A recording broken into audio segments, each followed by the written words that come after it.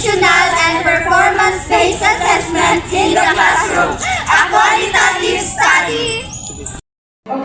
This study explores the elementary and secondary teachers' experiences in combining traditional and performance-based assessment.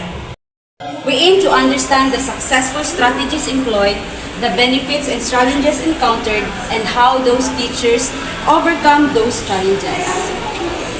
Employs a descriptive qualitative research design. 5 teachers, 3 elementary and 2 secondary, participated in semi-structured interviews. The interview guided, developed collaboratively, focused on the following question.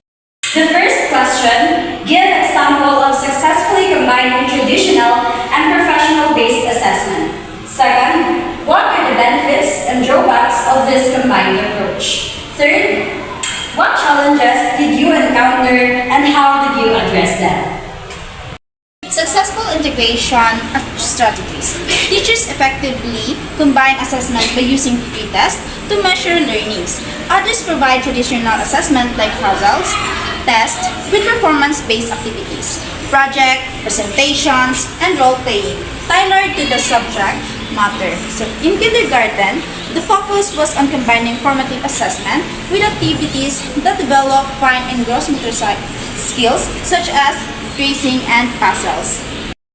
The benefits consistently highlighted were a more comprehensive understanding of student learning, addressing the diverse learning styles, and stimulating higher order thinking skills.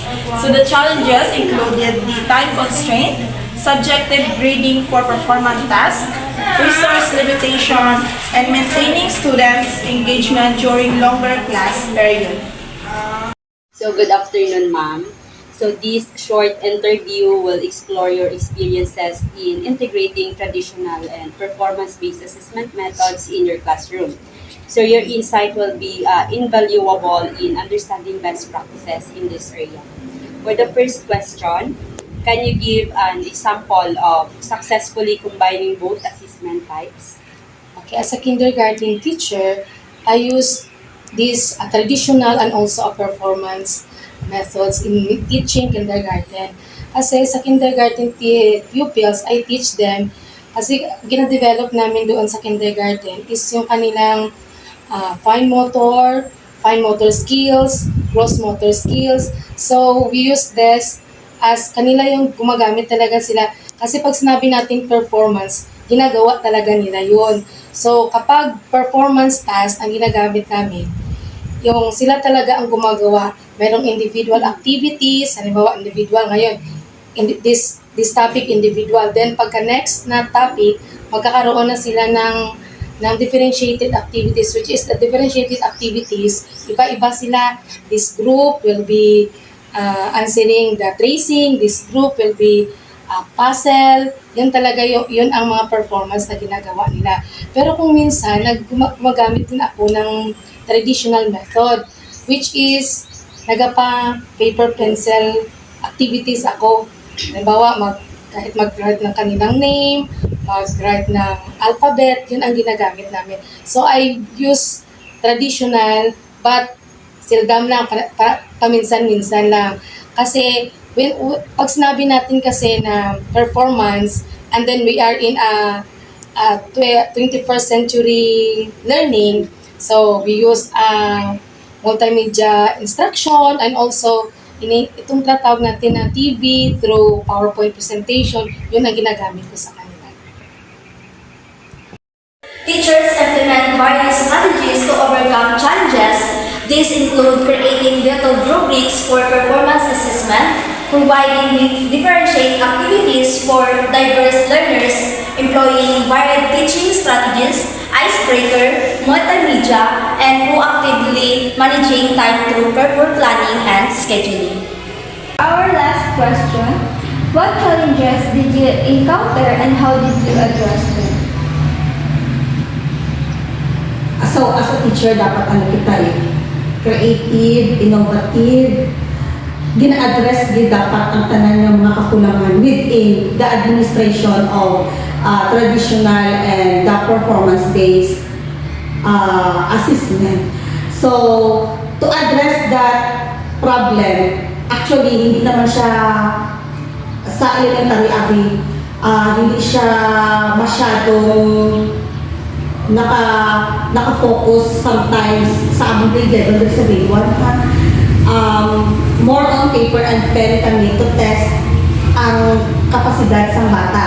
So dito naman sa performance based, dali lang siya sa amon because we are more on practicing the oral recitation, group activities nila. May time kami para sa ilang performance based on that day. So pwede namin i-conduct siya sa hapon. Everybody will perform. Then, on the next day, mag-conduct na naman kami sa another assessment which is the traditional way, the multiple choice, the matching type, and all. So, ano lang, balance of time.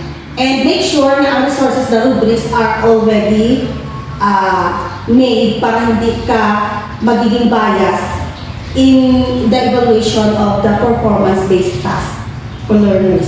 Kasi kung hindi ka marunong mag-balance as teacher, ang iyong mga estudyante, ma-overload sila, no, ma-stress. Just like sa imo, di ba? Si teacher mo, may paper and pen test ka pa, pero may aral ka dapat i-perform. So, dapat mag-balance, di ba? Kaya kung makulang ka sa performance mo, kung wala ka sa performance-based task, hindi siya mag-balance dito sa iyong written test. This study deepens our understanding of the complexities involved in effective integrating traditional and performance-based assessment. While the benefits of balanced approach are considerable careful planning, creative teaching strategies, in a commitment addressing students' needs and diverse learning style are essential for success. It highlights the importance of adapting assessment methods to suit different age group learning objectives. The teacher's roles extend beyond simply administering tests. It involves effective facilitating learning, fostering students' engagement, and creating a supportive environment that caters individual students' needs.